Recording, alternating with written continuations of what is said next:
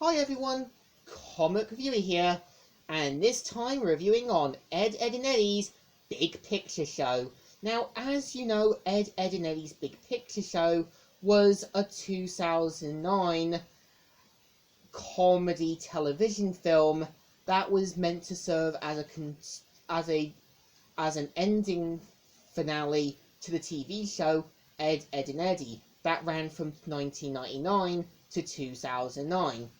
And eventually, on November the 8th, 2009, Ed, Edd and Eddy were given their big final conclusion. And the premise of the movie is about the Eds fleeing after a scam gone wrong. And we see the Eds panicking, grabbing what stuff they can, and we see Double D writing to his parents about what they've done. And it's kind of relatable, as it's kind of like when you've done something stupid and you have to kind of confess to what you've done. And we basically see what happened to the other kids, like Naz, Johnny, Rolf, and all that. And this time it kind of shows by them, as well as by what the scam was, that the Eds are in really, really big trouble this time. And we never know exactly what the scam was, but it's heavily implied by one YouTuber called The Round Table that the scam was meant to be a magic show, and I believe was a fun, fair attraction, and the big finale, when basically Eddy points out the red button, could have been something for a big mega ride, but went wrong. And what's actually interesting is, to give it a proper conclusion, this movie is meant to take place during the summer, and I think it's a nice way to kind of give you that conclusion, because keep in mind season 5 and 6 were meant to take place during autumn and winter during school days.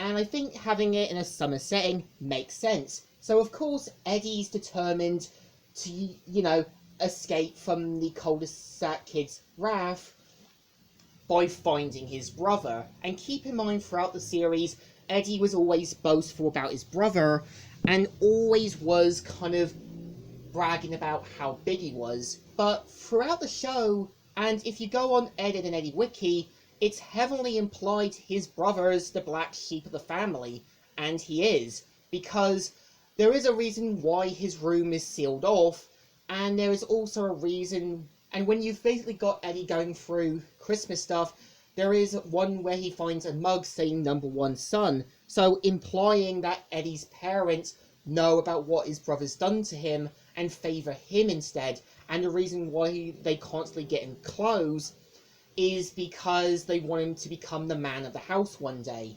So throughout basically the film, we see Ed, and Eddy going through deserts, lands, prank shops, and other things.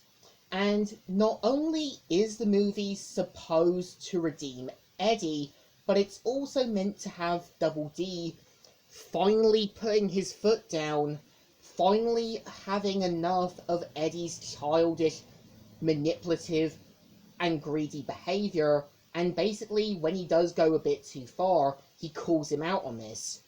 And I think it works because it's kind of like, when you've had enough of someone's childish behaviour, you're quick to call them out on it. And yeah, we do see the other cul-de-sac kids going after, basically, Ed and Eddy, with Naz and Johnny on his bike, and there's a running gag where Johnny puts his bike first before Naz, and there was a moment that could have really have settled the moment, but they don't really do it. And Rolf goes on basically hunting mode to go against Ed and Eddy. We basically have the Cankers trying to protect the Eds through over-the-top means, and we have Sarah and Jimmy wanting to see the Eds get clobbered. And I think what the movie does well at, not only does it reveal about Eddy's brother, but it's also meant to make you realise that the reason why Eddy tells all these tall tales, why he feels like an outcast himself, is because he wants people to respect him. And it's heavily implied that his parents spoil him and kind of want him to be the man of the house and know about his brother's manipulative behaviour. And I do think what makes the movie great, it does do a lot of good callbacks. For example, when Eddy says, "I'm getting tired of slapstick," as a reference to the show's humour.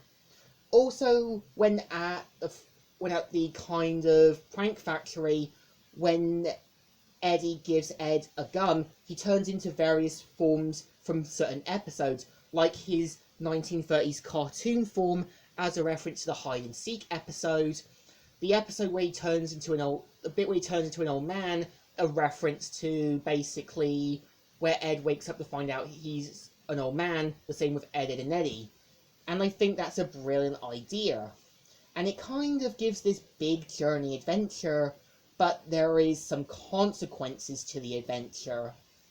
And I do admit, it ends itself quite perfectly, because unlike OKKO, it doesn't ruin the final. Unlike basically Generator X, it doesn't leave room for more. Unlike Ben 10 Omniverse, it doesn't end things on a cliffhanger. It ends it with the kids being accepted, and Johnny, who is now the outcast himself, implying the tables have turned, as Johnny was always the weird kid. He was always eventually going to become an Ed himself, and the Ed being accepted. So I think the movie definitely deserves a thumbs up. A great conclusion and a great final. So, Comic Reviewer here, signing out.